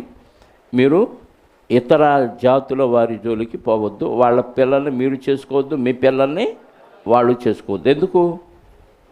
ఎందుకు చెప్పాడు ఈ నిబంధన? చెప్పండి. చేసుకుంటే ఏమైద్ది? చక్కగా ఉన్నారు, అందంగా ఉన్నారనుకో, మంచి ఉద్యోగాలు చేస్తున్నారనుకో, చేసుకోవచ్చా చేసుకోకూడదా? చెప్పండి. చేసుకోవచ్చు. కానీ వద్దని ఎందుకు చెప్పాడు దేవుడు అని అంటే, వాళ్ళ పద్ధతులు వేరు, మీ పద్ధతులు వేరు. మీరు పరిశుద్ధులు, వాళ్ళు పాపులు. మీకు ఒక పద్ధతి, క్రమం ఉంది, నిబంధన ఉంది. వాళ్ళకేమీ లేదు, నిబంధన లేదు. కాబట్టి వాళ్ళు అక్రమం చేస్తారు. అది మీ జాతిలో కూడా పెరిగి పెద్ద అయిపోద్ది, మీరు కూడా పాడైపోవటానికి అవకాశం ఉంది. కాబట్టి అక్రమంగా ఎవరిని మీరు అన్యుల్ని చేసుకోకూడదు. ఇది చెబితే కూడా దావీదు గారు చేసుకున్నారు, సొలొమోను గారు కూడా చేసుకున్నారు. ఒకసారి గ్రంథానికి వెళ్ళి చూడగలిగితే రాజుల మొదటి గ్రంథం 11వ అధ్యాయము, దానికి ముందు 3వ అధ్యాయము 11వ వచనం. రాజుల మొదటి గ్రంథం 3వ అధ్యాయము 11వ వచనం. సొలొమోను గారు రాజు అయిన తర్వాత ఎవరిని చేసుకున్నాడో చూడండి. 3వ అధ్యాయము 1వ వచనం. తర్వాత సొలొమోను ఐగుప్తు రాజైన ఫరో కుమార్తెను పెళ్లి చేసుకొని అతనికి అల్లుడాయను. ఫరో ఎవరు? ఐగుప్తు రాజు. ఐగుప్తు దేశానికే వెళ్ళొద్దు మీరు గుర్రాల కోసం, కానీ అసలు అటు వెనక్కి తిరిగి చూడొద్దు అన్నాడు దేవుడు. కానీ పోయి ఎవరి కుమార్తెను చేసుకున్నాడు? ఐగుప్తు రాజు కుమార్తెను చేసుకున్నాడు. చేసుకోవచ్చా? ఈయనకు ధర్మశాస్త్రం తెలుసు, ఒక కాపీని రాసుకొని దగ్గర పెట్టుకోవాలి. తెలిసి కూడా తప్పు చేశాడు. ఆ రోజుల్లో దేవుడు తప్పు చేస్తే, భక్తులు తప్పు చేస్తే ఎందుకు క్షమించాడు కాబట్టి మమ్మల్ని కూడా క్షమిస్తాడు అనుకుంటే పొరపాటు. ఈ రోజుల్లో అది అజ్ఞాన కాలం అన్నాడు, రోమపత్రికలో ఉంటుంది. చూసి చూడనట్టుగా దేవుడు వెళ్ళిపోయాడు. వాళ్ళకి పూర్తి జ్ఞానం లేదు, పరిపూర్ణమైన స్థితి వాళ్ళకి లేదు. యేసుక్రీస్తు వారు వచ్చిన తర్వాత, పరిశుద్ధాత్మ వచ్చిన తర్వాత సర్వసత్యంలోనికి మనల్ని నడిపించాడు కాబట్టి ఇప్పుడు మన పరిపూర్ణ స్థితి. కాబట్టి సొలొమోను గారికి కూడా పరిపూర్ణమైన జ్ఞానం లేదు. ఆ రోజుల్లో కావలసినంత జ్ఞానం మిగతా చుట్టుపక్కల వారి అందరికంటే ఎక్కువ జ్ఞానాన్ని దేవుడు సొలొమోను గారికి ఇచ్చాడు. కానీ పరిపూర్ణమైన జ్ఞానం సొలొమోను గారికి కూడా లేదు. అందుకే కొన్ని బుద్ధిపూర్వకంగానే కొన్ని తప్పులు చేశాడు. ఇప్పుడు 11వ అధ్యాయము, అదే రాజుల మొదటి గ్రంథం మొదటి నుంచి. మోయాబీయులు, ఎదోమీయులు, అమ్మోనీయులు, సిదోనీయులు, హిత్తీలు అను జనులు మీ హృదయములను తమ దేవతల తట్టు తిప్పుదురు గనుక వారితో సహవాసము చేయకూడదనియు, వారిని మీతో సహవాసము చేయనీయకూడదనియు యెహోవా ఇశ్రాయేలుకు సెలవిచ్చి ఉన్నాడు. ఏం చేయొద్దన్నాడు? సహవాసం ఏమొద్దంటే మరి పెళ్లి చేసుకుంటే కొంపలో కొల్లేరైపోతుంది. అందుకే ఖచ్చితంగా చెప్తాను నేను, సంఘములో పరిశుద్ధులైన వారు పరిశుద్ధ స్త్రీలనే వివాహం చేసుకోండి. కట్నాలు ఎక్కువ ఎత్తున్నారనో, అందంగా ఉందనో, ఆస్తులు బాగా ఉన్నాయనో, రంగు బాగుందనో చేసుకోవద్దని చెప్తా. కానీ ఎక్కువ పర్సెంట్ క్రైస్తవ్యంలో ఏం జరుగుతుందంటే ఇదిగో ఇలాంటివే జరుగుతున్నాయి. కట్నాల కోసం, రంగు కోసం, ఆస్తుల కోసం, ఇంకా కులాల కోసం ఇవి చూసుకొనే పెళ్ళి చేస్తున్నారు తప్ప వాళ్ళు పరిశుద్ధులా కాదు. ఇంకా గవర్నమెంట్ జాబ్ ఉంటే ఇవన్నీ వెనక్కి కూడా చూడరు కదా. గవర్నమెంట్ మంచి స్థిరపడే ఉద్యోగం ఉంటే ఇవేమీ చూడరు. కానీ దీనివలన తర్వాత ఫ్యామిలీస్లో చాలా ప్రమాదాలు వస్తాయి. ఎందుకంటే పద్ధతి పాడు ఉండదు, ఓ క్రమం ఉండదు. ఇతర దేవతల తట్టు తిప్పుతారు. ఇప్పుడు మనల్ని ఇతర దేవతల తట్టు తిప్పరు కదా, చర్చికే తీసుకొస్తాడు కదా అనుకుంటే పొరపాటు. ఇతర దేవతలు అంటే ధనం మీద వ్యామోహం ఉన్న అదొక దేవత ఆరాధన, బంగారం మీద వ్యామోహం ఉన్న అదొక దేవత ఆరాధన, మంచి లగ్జరీ హౌస్ కట్టించుకోవాలనే వ్యామోహం ఉన్న అదొక ఆరాధన, ఇంకా చెప్పండి, ఇంకా ఆస్తులు పెంచుకోవాలన్నా లేదా అందంగా అలంకరించుకోవాలన్నా అదొక ఆరాధన. ఇలాంటి సైడ్ ఆరాధనలకి వాళ్ళు కూడా మనల్ని తిప్పే అవకాశాలు ఉంటాయి. ఎందుకంటే దేవుడు, భక్తి, భయం, కొత్త నిబంధనలు, దేవుడు పెట్టిన నియమం ఇవన్నీ వాళ్ళకి తెలియదు. కాబట్టి పరిశుద్ధుడు పరిశుద్ధురాలనే వివాహం చేసుకుంటే తర్వాత పాడైపోరు. మన ఈ మధ్య అక్కడ చల్లపల్లి స్టేషన్లో ఒక ఆవిడ చనిపోవటానికి కారణం ఏంటి? డబ్బు ఉంది, మంచి జాబ్ ఉంది, 2 పిల్లలు ఉన్నారు, భర్త ఉన్నాడు. కానీ భర్త ఎక్కడ ఉన్నాడు? దుబాయ్లో ఉన్నాడు. ఎందుకు పెళ్ళిళ్ళు? చెప్పండి. ఏదో సంపాదించటానికి నేను అక్కడికి వెళ్ళి సంపాదించుకొస్తాను, నువ్వు ఇక్కడ ఉండి పిల్లల్ని చదివించంటే ఎందుకు? ఇంకా పెళ్ళిళ్ళు ఎందుకండి? దానికి పెళ్ళిళ్ళు అవసరం లేదు కదా. భయంకరమైన అరాచకాలు సమాజంలో జరుగుతున్నాయి. ఈ మధ్య హైదరాబాద్లో ఒక కొత్త కల్చర్ ప్రారంభమైంది. మీ దాకా వచ్చిందో లేదో నాకు తెలియదు, కానీ sugar daddy, sugar mummy, sugar children అంట. మీకు అర్థం కాదు. అంటే బాగా డబ్బున్న వాళ్ళు, డబ్బులో బలిసిన వాళ్ళు, పచ్చిగా చెప్పాలంటే భర్త సంపాదన పనిలో ఉండిపోతాడు, భార్య పట్టించుకోదు. భార్యకి కావలసినవన్నీ సమకూరుస్తాడు. పెద్దోళ్ళు అవుతారు పిల్లలు, పెళ్ళిళ్ళు చేస్తారు. ఆ పిల్లలు కూడా రెక్కలు వచ్చి ఎగిరిపోతాడు, వాళ్ళు సంపాదనలోకి వెళ్ళిపోతారు. ఇప్పుడు ఏమకి ఇంట్లో ఏమి దోసదు. ఏమకి ఏదైనా మార్కెట్ వెళ్ళి రావాలన్నా ఎవరో ఒకళ్ళు పని వాళ్ళ మీదో ఆధారపడాలి. పని వాళ్ళు నమ్మకవాళ్ళు కావచ్చు, కాకపోవచ్చు. అందుకని యవ్వనంలో ఉన్న ఎంప్లాయీస్ని, ఉద్యోగానికి అన్వేషిస్తున్న యువకుల్ని, ఏమో స్త్రీ అయితే, ఇంట్లో ఉన్న స్త్రీ అయితే యువకుడిని సెలెక్ట్ చేసుకొని నన్ను మార్కెట్ దాకా తీసుకెళ్ళడానికి, కూరగాయలు తెప్పించడానికి, లేదా నా అవసరాలు ఇంట్లో తీర్చడానికి అతన్ని అపాయింట్ చేసుకుని ఉద్యోగం ఇస్తున్నారు. ఈ ఉద్యోగంలో ఇంకా అన్ని అక్రమ సంబంధాల దాకా కూడా వెళ్ళిపోతుంది. అలాగే పురుషులు, భార్య పట్టించుకోదు, వృద్ధాప్యాలు ఉంటుంది, సరిగ్గా పనికిరాదు. కాబట్టి ఈ వయసులో వాళ్ళకి ఏం కావాలంటే ఒక యవ్వనస్తురాలు తోడు కావాలనుకొని యవ్వనస్తులకు ఆహ్వానం పలుకుతారు. దీనికి ఒక వెబ్సైట్ ఏర్పాటు చేసుకొని ఆ వెబ్సైట్లో పేర్లు నమోదు చేసుకుంటే ఎవరికైనా ఉద్యోగం కావాలంటే పలానా ఆయన ఉన్నాడు, పలానా చోట, ఆయన వయసు ఇది, ఆయన అవసరం ఇది అని అంటే ఆ ఉద్యోగానికి వాళ్ళు జాయిన్ అయితే ముందే కాంట్రాక్ట్ మాట్లాడుకుంటారు. నా పద్ధతులన్నీ ఇవి, నాకు ఇష్టమైనట్టు నువ్వు ఉంటే నీకు నెలకి ఇంత జీతం ఇస్తాను. అలాగే ఈమె వృద్ధాప్యంలో ఉన్నవారు వీళ్ళని ఇలా ఉద్యోగాలు ఇచ్చి వాళ్ళ అవసరాలు తీర్చుకుంటూ అన్ని విషయాల్లో ఒక మాటలో చెప్పాలంటే పిఏ అన్నమాట, పర్సనల్ అసిస్టెంట్. పేరు అదే, కానీ అందులో అన్యాయాలు, అక్రమాలు అన్నీ జరుగుతున్నాయి. ఇది వీళ్ళనేమో షుగర్ చిల్డ్రన్ అంటున్నారు ఉద్యోగాలకు వచ్చిన వాళ్ళని. పురుషుడైతే షుగర్ డాడీ, స్త్రీ అయితే షుగర్ మమ్మీ. ఈ పేర్లు పెట్టుకొని, పేరు చూడ ఎంత తీయగా ఉందో, కానీ లోపలంతా చేదే. చేసే కార్యక్రమాలన్నీ ఎంత చేదంటే ఇంకా అది బైబిల్లో ఉంటుంది కదా, మార, అంత భయంకరమైన కఠినమైన చేదన్నమాట. అలాంటి కార్యక్రమాలు చేసే కల్చర్ ఎందుకు వచ్చిందంటే కేవలం భయము, భక్తి లేకపోవటాన్ని బట్టి. అందుకే దేవుడు ఖచ్చితంగా కొత్త నిబంధనలో చెప్పాడండి, భార్య భర్తను విడనాడకూడదు. ఒకసారి కొరింథీ మొదటి పత్రిక 7వ అధ్యాయం చూడండి. కొరింథీ మొదటి పత్రిక 7వ అధ్యాయము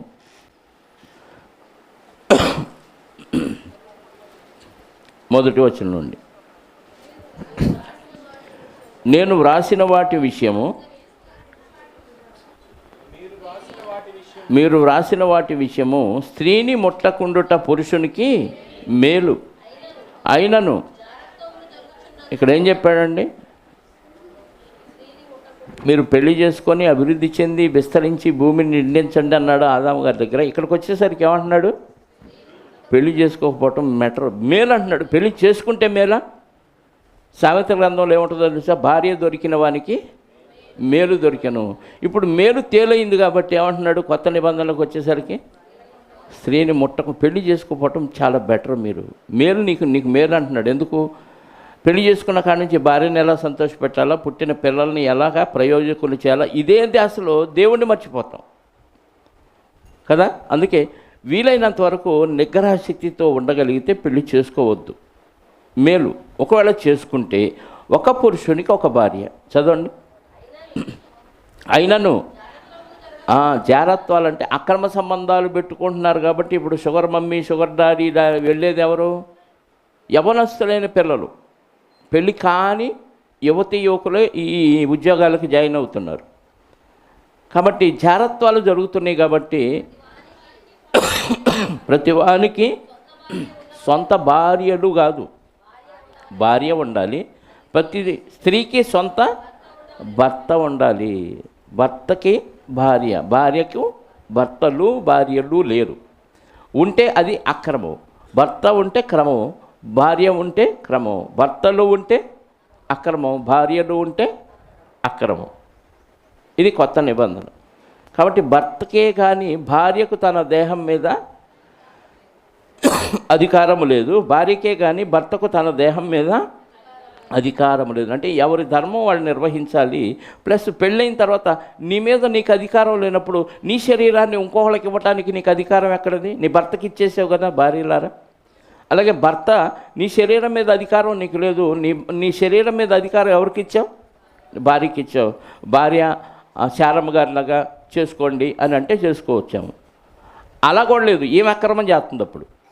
భార్య పర్లేదులే చేసుకోండి అంటే నువ్వు చేసుకోమన్నా దేవుడు వద్దంటున్నాడు కాబట్టి క్యాన్సిల్ అన్నది. అర్థమైందా? ఎందుకు? నీ దేహం మీద నాకు అధికారం కాబట్టి నిన్ను నమ్ముకుంటున్నాను అందనుకోండి. వార్తలు వింటున్నారా ఈ మధ్య? డబ్బులు తీసుకొని భర్తను అమ్ముకుంది ఒక ఆవిడ. ఎక్కడో తులాభారంలో ఎప్పుడో స్టోరీల్లో విన్నాం, పురాణాల్లో. అమ్ముకుంటున్నారు భార్యలు భర్తల్ని అమ్ముకున్నాడు. భర్త నాకెందుకు, డబ్బు ఉంటే 1,000,000 మంది భర్తలు వస్తారు. ఈ లింగలింగమని వీడు ఎందుకు, వీడిని నమ్ముకుంటే డబ్బులు వస్తాయి. ఆడికి నచ్చింది ఎంత విలువ పెట్టైనా కొంటుంది. ఏమో నచ్చలేదు కాబట్టి ఎంత డబ్బుకైనా అమ్ముకుంటుంది కదా. 4 రోజులు పోతే అనవసరంగా వీడిని 1,000,000 పెట్టి కొన్నానే అనుకుంటుంది. ఆ కొన్నాము కూడా ఎందుకు, అసలు రంగు బయటపడింది కాబట్టి. పై ఆకారాన్ని చూసి చాలామంది మోసపోతున్నారు. భర్తకే కానీ భార్యకు తన దేహం మీద అధికారం లేదంటే పెళ్ళి అవ్వగానే అధికారాన్ని కోల్పోతున్నారు. ఒకరి మీద దేహం మీద ఒకరికి అధికారం వస్తుంది కాబట్టి ఇంకా నీ మీద నీకు అధికారం లేనప్పుడు నీ దేహాన్ని మరొకరికి ఎలా ఇస్తావు? ఇస్తే ఏమవుతుంది? అక్రమం అయిపోతుంది, పాపం అయిపోతుంది. పాపం వలన నువ్వు చర్చికి వచ్చినా, ప్రార్థనకు వచ్చినా, బాప్తీసం తీసుకున్న ప్రయోజనం లేనప్పుడు ఇంక ఉపయోగం ఎందుకు? ఎందుకు నటన ఎందుకు? నిన్ను నువ్వు మోసం చేసుకుంటూ, ప్రజలను మోసం చేస్తూ, నేను దేవుడినే మోసం చేస్తున్నాననే భ్రమలోకి వెళ్ళిపోవటం అవసరం లేదు కదా. హ్యాపీగా ఎంజాయ్ చేయి. పోయే కాలం వస్తే త్వరగానే పోతావు. ఎందుకంటే నీకు ఇచ్చిన ఆయుష్కాలం కంటే ముందే పోవటానికి ఇలాంటి కార్యక్రమాలు ద్వారాలుగా మనకు కనపడతాయి. ఇంకా కిందకు చదువుదాం 7వ వచనం నుండి.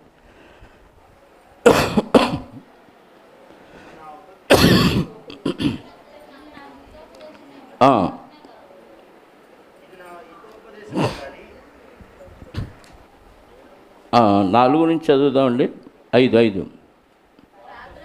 ప్రార్థన చేయుటకు మీకు సావకాశము కలుగునట్లు కొంతకాలము వరకు ఉభయుల ఇద్దరి సమ్మతి చొప్పుననే తప్ప ఒకరినొకరు ఎడబాయకుడి. కొంతకాలము ఇద్దరు ఇష్టపడితే అప్పుడు కొంతకాలం అంటే నెలలు కూడా కాదు. ఎంతకాలం? చదవండి.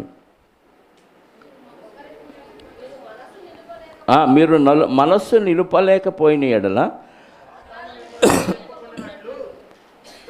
సాతాను మిమ్మల్ని శోధింపకుండానట్టు తిరిగి కలుసుకొనుడి. ఇది నా హితోపదేశమే కానీ ఆజ్ఞ కాదు. ఎందుకు? సాతాను మిమ్మల్ని శోధింపకుండానట్లు. ఇప్పుడు ఆ విడిపోవటం వల్లే కదా ఈమె ఏదో అయిపోయి పిల్లలను కూడా రైలు కింద పడేసింది. అదే భార్య భర్త దగ్గర ఉంటే ఉండదు. వాళ్ళకి రూల్స్ లేవు అన్నిలు కాబట్టి వాళ్ళ ఇష్టం, ఎక్కడైనా ఉంటారు. భర్తల సంపాదన కోసం వెళ్ళిపోతే భార్యలు ఇంట్లో ఉండి అన్నీ చక్కబెట్టుకుంటూ ఉంటారు. ఒంటరిగా ఉంటే కామతప్తులు అవుతారు కాబట్టి తప్పు చేయటానికి అవకాశాలు ఉంటాయి. అందుకే భార్యాభర్తలు విడిగా ఉంటే నేను పదే నన్ను తిట్టుకున్నా చెప్తానే ఉంటాను. ఎందుకంటే ప్రమాదం జరిగిద్ది. చాలా ప్రమాదం. ఒంటరిగా ఉంటే తొంటరైపోవటం ఖచ్చితం. ఎవరొకరు శోధిస్తారు. కలిసి ఉన్న భార్యాభర్తలు బాగా చిలక గోరింకల్లా ఉంటున్న వారిని విడగొట్టేవాళ్ళు ఈరోజు సమాజంలో చాలా ఉన్నారు. ఏదో కాశ చూపుతారు, డబ్బాశ, ఆమెకి ఏమి నచ్చిద్దో ఆలోచిస్తారు, అది ఎరగా పెడతారు, దానికి పడిపోతారు. అందుకే స్త్రీలను బయటికి వెళ్ళి ఉద్యోగాలు చేయటానికి బైబిల్ ఒప్పుకోదు, నేను కూడా దానికి అంగీకరించు. ఎందుకంటే ఎవడు ఎప్పుడు ఎలాంటి మాయలోకి దించుతాడో ఎవరికి తెలియదు. ఎందుకంటే మనం శరీరాన్ని కలిగి ఉన్నాం కాబట్టి, శరీరంలో ఉన్నాం కాబట్టి కొన్ని బలహీనతలు మనకు తెలియకుండానే మనం ఆ బలహీనతలకు లోనైపోతాం. దానికి మనం ఎన్నో కవరింగ్ చుట్టూ మనం కంచేసుకోవటానికి ట్రై చేస్తాం. ఇది నేను ఎందుకు చేశానంటే అని దానికి పెద్ద రీజన్ చెప్పడానికి మనం చాలా ఆలోచనలు చేసి కలిగి ఉంటాం. నువ్వు ఎన్ని రీజన్లు చెప్పినా వాక్యానికి అది సెట్ అవ్వదు. కాబట్టి అసలు వెళ్ళటం ఎందుకు, ఆ పరిస్థితిలోకి రావటం ఎందుకు? అందుకే భార్యాభర్తలు విడిపోకూడదు. ఒకరి సమ్మతి చొప్పున ఒకరు కొంతకాలం విడిపోయినా మళ్ళీ మీరు మనసు నిలపలేకపోతే, ఏదో తప్పుడు దారిలోకి నా మనసు వెళుతుంది అని నీకు అనిపిస్తే వెంటనే నీ భార్య దగ్గరికి వచ్చి, ఉద్యోగమా దూరమా తీసి పక్కన పెట్టి, లేదా భర్త భార్య దగ్గరికి కావాలి, భార్య భర్త దగ్గరికి వెళ్ళిపోవాలి తప్ప ఇది ఎలాగోలా తీర్చేసుకోవచ్చుగా అని అక్రమ దారిలోకి మాత్రం వెళ్ళటం వాక్య విరుద్ధం. నరకానికి నీ దారి నువ్వే సుగమం చేసుకున్నట్టుగా భావించటమే. ఇంకా కిందకు చూస్తే, ఇది నా ఉపదేశమే కానీ ఆజ్ఞ కాదు. మనుషులందరూ నావలే అంటే పెళ్ళి కాకుండా చేసుకోకుండా ఉండటం మంచిది. మనుషులందరూ నావలే ఉండగోరుచున్నాను, అయినను ఒకడు ఒక విధములను ప్రతి మనుషుడు 8 నుంచి చదువుదామమ్మా. కొరింథీ మొదటి పత్రిక 7వ అధ్యాయం 8వ వచనం నుండి, నావలే ఉండుట వారికి మేలని పెళ్లి కాని వారితోనూ విధవరాండుతోనూ, అంటే పెళ్ళి కాని వాళ్ళకి మీరు వీలైనంత వరకు చేసుకోకుండా ఉండండి అంటున్నాడు. విధవరాండతో కూడా చెప్తున్నాడు. ఎందుకు? విధవరాళ్ళు మళ్ళీ పెళ్ళి చేసుకోవాలని ఆలోచన చేయొద్దు. ఎందుకంటే విధవరాళ్ళు పెళ్ళి చేసుకునే అవకాశాలు కనపడతాయి. ఒకవేళ చేసుకుంటే ఎలా చేసుకోవాలో చెప్తున్నాడు. అయితే మనస్సు నిలపలేకపోయిన ఎడల, అంటే పెళ్లి కాని వాళ్ళు నేను ఉండలేనండి పెళ్లి కాకుండా అని అనిపిస్తే పెళ్లి చేసుకోండి, నో ప్రాబ్లం. అలానే విధవరాళ్ళుగా ఉన్నవాళ్ళు, భర్త చనిపోయిన వాళ్ళు కూడా నేను ఉండలేను అనుకుంటే ఖచ్చితంగా మీరు కూడా పెళ్లి చేసుకోవచ్చు. అయితే ఎలా చేసుకోవాలో కండిషన్ చెప్తున్నాడు. కామాతప్తులు అగుట కంటే పెళ్లి చేసుకొనుట మేలు. ఒక లాయర్ ఉన్నాడు, పేరు చెప్పకూడదండి, గుంటూరు బొంగరాలబీడులో మాతో పాటు బాగా పరిచర్య చేసేవాడు, అన్నీ చేసేవాడు. సడన్గా ఆయన వేరే స్త్రీతో అక్రమ సంబంధం పెట్టుకున్నాడు. ఆయన చెప్పిన వచనం ఇదే. ఎందుకు పెట్టుకున్నావు అక్రమ సంబంధం అని అందరూ అడుగుతుంటే ఏం చెప్తున్నాడు? కామాతప్తుల గుట కంటే పెళ్లి చేసుకుంటా. మరి భార్య ఉందంటే ఉంది, ఇద్దరు బాగానే ఉంటారు, ఆయనకి పిల్లలు కూడా ఉన్నారు, భార్య ఉంది, పిల్లలు ఉన్నారు. నేను అనవసరంగా కామాతప్తులు అవ్వటం ఎందుకు, పెళ్లి చేసుకోవటం మేలన్నాడుగా దేవుడు వాక్యం. అంటే ఎవరికి చెప్పాడు ఇది? నువ్వేమన్నా ఎదవా? పురుషుల్ని ఆడపిల్లని విధవరాలు అంటావు, పురుషుని వెధవా అంటావు. నువ్వు వెధవ కాదుగా కదా. ఈ డైలాగులు అంటే వాక్యాన్ని ఎలాగైనా వాడుకోవచ్చు. మన ఇష్టాన్ని నెరవేర్చుకోవడానికి వాక్యాన్ని అడ్డం పెట్టుకొని ఈ డైలాగ్ చెప్తున్నాడండి. అదే వెధవా, ఇది నీకు కాదు, ఇది ఎవరికి? భార్య ఉన్న వాళ్ళకి కాదు, భార్య లేకుండా, భార్య చనిపోయిన భర్తలకి, భర్త చనిపోయిన భార్యలకి, పెళ్లి కాని వాళ్ళకి చెప్తున్నాడు తప్ప. అది ఎలా చేసుకోవాలి? ప్రభువునందు మాత్రమే. పోయిన ఆమె ఏమన్నా అంటే ఆమె ప్రభువునందు ఉన్నామె కాదు, మంచి ఉద్యోగం ఉంది, జాబ్ ఉంది, ఈయన పోషించింది, అందుకనే ఆమెను చేసుకున్నాడు. ప్రభువునందు చేసుకున్నాడు అంటే, క్రీస్తునందు ఉన్నామని చేసుకున్నాడంటే, ఆమె క్రీస్తునందు ఉంటే ఈయన చేసుకోదు, ఈయన క్రీస్తునందు ఉంటే ఆమెని చేసుకోడు. అంటే ఇద్దరు క్రీస్తులో లేరు. కాబట్టి ఈ డైలాగ్ అడ్డం పెట్టుకొని, ఈ వచనాన్ని అడ్డం పెట్టుకొని ఈ మాట చెప్పి అక్రమ సంబంధం పెట్టుకున్నాడు.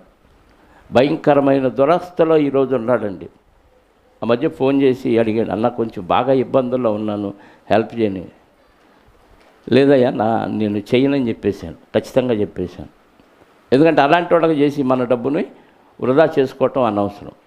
వాడు చేసిందే అక్రమం, ఇంకా అక్రమంలోనే ఉంటూ మళ్ళీ ఆర్థికంగా సహాయం చేయమంటే మనం బూడిదలో పోసిన పన్నీరు అయిపోయింది. కాబట్టి అలాంటి వాళ్ళకి మనం చేయకూడదు. నెక్స్ట్ పేతురు పత్రికకి వెళ్దాం.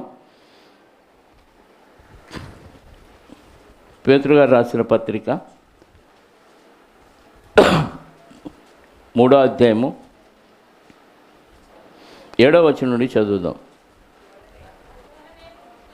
అటువలనే పురుషులారా, జీవమను కృపావరములో మీ భార్యను మీతో పాలివారై ఉన్నారని ఎరిగి, మొదటి పత్రిక 3వ అధ్యాయం 7.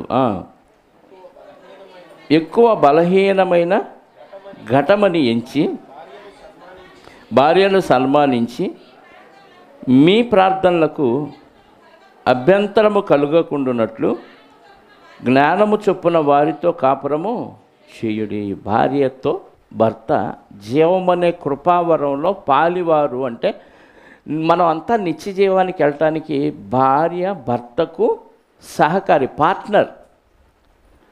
ఈ నిత్య జీవం అనే వరం కృప ద్వారా దేవుడిచ్చాడు మనకి. జీవం అనే కృపావరం అంటే అర్థం ఏంటంటే నిత్య జీవానికి వెళ్ళటానికి దేవుడు కృప ద్వారా మనకిచ్చిన వరం ఇది.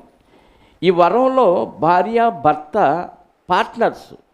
కాబట్టి జ్ఞానం చొప్పున కాపురం చేస్తే ఈ కృపావరాన్ని మనం సద్వినియోగం చేసుకున్న వాళ్ళం అవుతాం.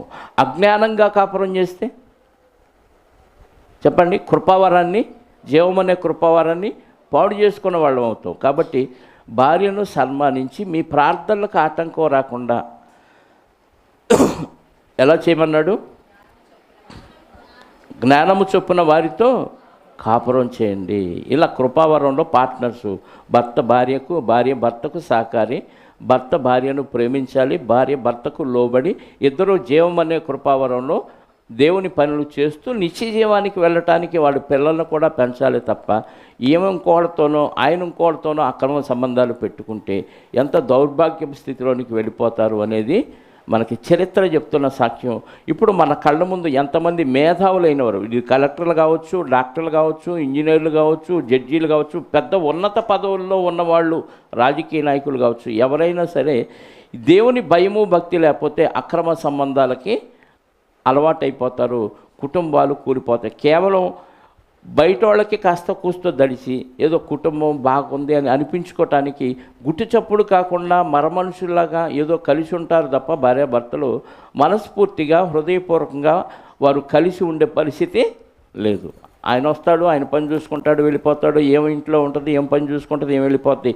మరమనుషుల్లాగా కలిసి ఉంటారు. ఏదో పెళ్లి చేసుకున్నాం, ఏదో పెద్దలు కట్టబెట్టారు కాబట్టి పెళ్లి చేసుకున్నాం, కలిసి ఉండక ఏం చేస్తాం అన్నట్టుగా అలా మొక్కుబడిగా కలిసి ఉంటారు తప్ప వాళ్ళు హృదయపూర్వకంగా ఆత్మీయంగా కలిసి ఉండే పరిస్థితులు లేవు. అందుకే ఇంట్లో భర్త భార్యను ప్రేమించకపోయినా భార్య మరొక ప్రేమకు అలవాటు పడే అవకాశం ఉంది. భార్య భర్తను లోబడపోయినా భర్తకు లోబడినట్టుగా నటించేవాళ్ళు బయట చాలామంది ఉండి వాళ్ళని బుట్టలు వేసుకునే ప్రమాదం ఉంది. కాబట్టి నీ ప్రవర్తన నీ భర్త పాడైపోకూడదు, నీ ప్రవర్తన నీ భార్య పాడైపోకూడదు, ఇంకొకరికి ఆకర్షింపబడకూడదు. ఈ రెండు జరగాలి అంటే ఖచ్చితంగా ఇటు భర్త హృదయంలో కానీ భార్య హృదయంలో కానీ వాక్యం నిండుకొని ఉండాలి. దేవునికి భయపడి దేవుని ఎల్ల భయభక్తులు కలిగి ఉంటేనే ఇలాంటి అక్రమ కార్యాలు చేయకుండా ఉండటానికి 100% అవకాశం ఉంది. ఈ కుటుంబమే దేవుని కుటుంబంగా పిలువబడుతుంది తప్ప మనం అనుకున్నట్టుగా ఏదైతే పెద్దలు పెళ్లి చేశారు కాబట్టి ఇది మాది ఒక కుటుంబం అనుకుంటే లోకపరంగా కుటుంబం కావచ్చు, జనాభా లెక్కలో కుటుంబం కావచ్చు, ఆధార్ కార్డు ఉండొచ్చు, కానీ దేవుని కుటుంబంలో మీ కుటుంబం చేర్చబడదు. ఎందుకని? ఏక శరీరాన్ని నువ్వు విడగొట్టి నా శరీరంలో ఒక పార్ట్ ఇంకొకళ్ళకి ఇస్తాను, ఇంకో పార్ట్ నీకు ఇస్తానని తలలో నుంచి ఒకళ్ళు, భుజాల్లో నుంచి ఒకళ్ళు ఇలా పుట్టినట్టుగా నా భాగం ఈ భాగం ఫలానామకి, ఈ భాగం ఫలానామకి ఆస్తులు పంచినట్టుగా శరీరాన్ని పంచడానికి దేవుడు ఒప్పుకోడు. మీరిద్దరూ ఏకదేహమై ఉన్నారు. ఈ మర్మం చాలా గొప్పది అన్నాడు. క్రీస్తుకి సంఘానికి పోలి చెప్పాడు. క్రీస్తు సంఘం బాగోపోయిన ఏం చేస్తున్నాడు? మరొక సంఘాన్ని ఏర్పాటు చేసుకోవట్లా, మరొక స్త్రీతో అక్రమ సంబంధం పెట్టుకోవట్లా. సంఘాన్ని క్రీస్తు బాగు చేసుకుంటున్నాడు. కళంకమైన మడతైన అట్టిది మరి ఏదైనా లేక పరిశుద్ధమైనది గాను నిర్దోషమైనది గాను మహిమగల సంఘముగా ఆయన తన ఎదుట దాన్ని నిలువబెట్టుకున్న వాక్యముతో ఉదక స్నానము చేత దాన్ని పవిత్రపరిచి పరిశుద్ధపరచుటకై దాని కొరకు తన్ను తాను అప్పగించుకున్నాడు. ఇది భర్తగా మనం చేస్తే భార్యలకి ఖచ్చితంగా భార్య లోబడుతుంది. భార్యలు ఏం చేయాలి? సంఘం క్రీస్తుకు లోబడినట్టుగా భార్యలు కూడా సమస్త విషయాల్లో భర్తకు లోబడి ఉంటే బయట దారులు వెతుక్కునే అవకాశం ఉండదు. బయట వాళ్ళు వచ్చి మీద పడినా మనం ఈజీగా దాన్ని తృణీకరించే అవకాశం ఉంటుంది. కాబట్టి ముఖ్యంగా దేవునికి భయపడండి. క్రీస్తుని సంఘాన్ని జ్ఞాపకం చేసుకొని అక్రమ సంబంధాల జోలికి జారత్వం జోలికి ఈ మత్తులో పడిపోతే ప్రపంచం కనపడదు. అలా వెళ్ళిపోతూ మళ్ళీ అక్కడికి వెళ్ళి కొంతకాలం గడిచినాక అక్రమ సంబంధాలు పెట్టుకొని వాళ్ళు ఏమొక నచ్చక ఏమేమి వాడికి నచ్చక విడిపోయిన వాళ్ళు ఉన్నారు. చాలామంది ప్రేమ వివాహాలు చేసుకొని కొంతకాలం గడిచిన తర్వాత అది ప్రేమ కాదు వ్యామోహం అనే విషయం అర్థమైపోయి విడిపోతున్న వాళ్ళు చాలామంది ఉన్నారు. మన జేసీబీ ఇక్కడ మెరక పని చేయడానికి వచ్చాడు, వాడు జార్ఖండ్ నుంచి వచ్చాడు. ఏంటి బాబు అంత దూరం నుంచి ఎందుకు వచ్చావు? ఏంటంటే అన్న ఇంట్లో మనశ్శాంతి లేదు, నా భార్య విషయం చాలా బాధేస్తుంది, ఆమె అసలు లెక్క చేయదు నన్ను, ఎలా పెద్దలు చేశారో వివాహం అంటే ప్రేమించి చేసుకున్నామని చెబుతున్నాడు. అంటే మనశ్శాంతి లేదంట, ఆమె ఇష్టానుసారంగా ఉంటుందంట, ఇది లెక్క చేయదంట, పట్టించుకోదంట, డబ్బులు పంపిపోతే గొడవ పడిద్దంట. మరి ప్రేమించేసుకున్నారంటే ప్రేమించే చేసుకున్నాం. మరి ప్రేమేనా మీరు నిజంగా మీది ప్రేమేనంటే మాకు ఎప్పుడు అర్థమైంది అది ప్రేమ కాదని అంటున్నాడు. అంటే ఆ సమయంలో అది వ్యామోహంగా కనపడింది, తర్వాత అక్రమ సంబంధాలకి దారి తీయటానికి అవకాశాలు ఉంటాయి. చదివాం కదా మన వార్తల్లో కూడా. ఫోన్ ఎక్కువ మాట్లాడుతున్నాం అమ్మాయి ఎందుకనంటే గొడ్డలతో నరికిందంట.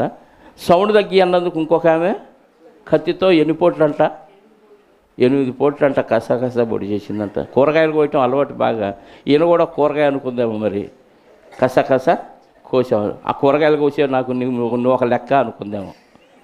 అంటే భర్త నేను పోషిస్తున్నాడే పాపం, వాడు ఏదో ఫ్రిడ్జ్లో ఏదో బాగు చేసుకుంటూ ఏసీలు బాగు చేసుకుంటూ ఏం లేవు, టీవీ తెచ్చిందాడు, కత్తి కొంద కూడా వాడే.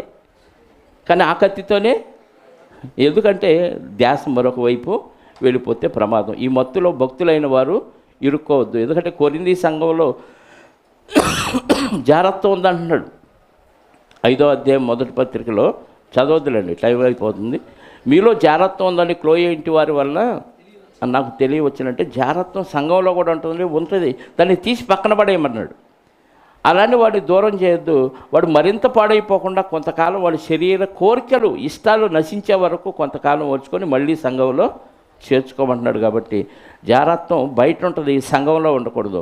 ఒకవేళ పొరపాటునుంటే ఇప్పటికైనా దాన్ని తీసేసుకొని క్రీస్తులో నూతనంగా ఎదగటానికి ప్రయత్నించాలని ప్రతి ఒక్కరికి ప్రేమతో మనవి చేస్తూ ఈ మాటలు ముగిస్తున్నాను. ప్రార్థన చేసుకుందాం.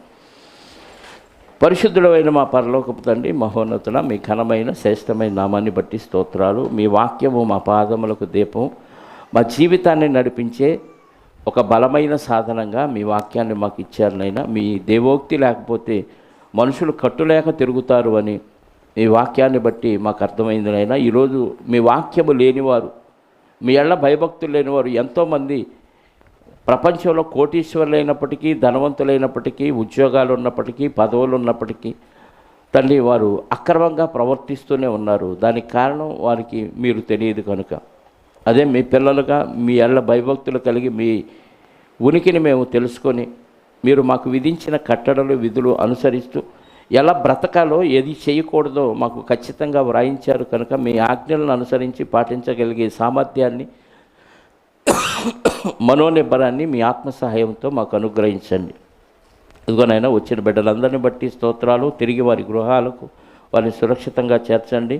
ఇదిగోనైనా నాగమల్లేశ్వరిని మరి నిన్నటి దినాన ఆపరేషన్లో నుంచి చక్కగా కాపాడారు. మంచిగా ఆపరేషన్ జరిగించినందుకు కృతజ్ఞతాస్తుతులు చెల్లిస్తూ ఆ బిడ్డ త్వరగా కోలుకొని గృహానికి చేరి మీకు కృతజ్ఞతాస్తుతులు చెల్లించగలిగే ధన్యతను మీరు అనుగ్రహించమని కోరుకుంటూ ఆ కుటుంబం అంతా మీలో ఆనందించడానికి కృప చూపి సహాయాన్ని దయచేయండి. ఇదిగోనైనా మరి ఎంతో పరిచర్య చేస్తున్న బిడ్డలు ఉన్నారు, వ్యక్తిగత సువార్త చేస్తున్న బిడ్డలు ఉన్నారు. వారిని ఇంకా బలపరచండి. వారికి మరింత తెలివిని, జ్ఞానాన్ని, మీ వాక్యపు హద్దును వారికి లేకుండా వాక్యములో ఇంకా ఎదుగుటానికి కృప చూపి సహాయాన్ని దయచేయమని కోరుకుంటూ, వచ్చిన బిడ్డలందరికీ ఏ ఏ అవసరాలు ఉన్నాయో మీకు తెలుసునైనా ప్రతి అవసరత మీ చిత్తమైతే క్రీస్తులో తీర్చి వారు మరింతగా మీకు కృతజ్ఞతాస్తుతులు చెల్లించుటకు విధేయులైన పిల్లల వలె ఉండటానికి సహాయాన్ని దయచేయమని కోరుకుంటూ, మా రక్షకుడు మా పాప విమోచకుడునైన క్రీస్తు యేసు యొక్క రక్షణ కలిగిన నామములో ప్రార్థించి అడిగి వేడుకొనుచున్నాను పరలోకపు తండ్రి. ఆమేన్. మనందరి కన్న తండ్రి అయిన దేవుని ప్రేమ, ఆయన ప్రియ కుమారుడైన యేసుక్రీస్తు వారి కృప, పరిశుద్ధాత్మ యొక్క అన్యోన్య సహవాసము ఇప్పుడు ఎల్లప్పుడూ సకల పరిశుద్ధులకు సదాకాలము తోడై ఉండి నడిపించునుగాక. ఆమేన్. అందరికీ యేసుక్రీస్తు నామములో శుభాలు, వందనాలు.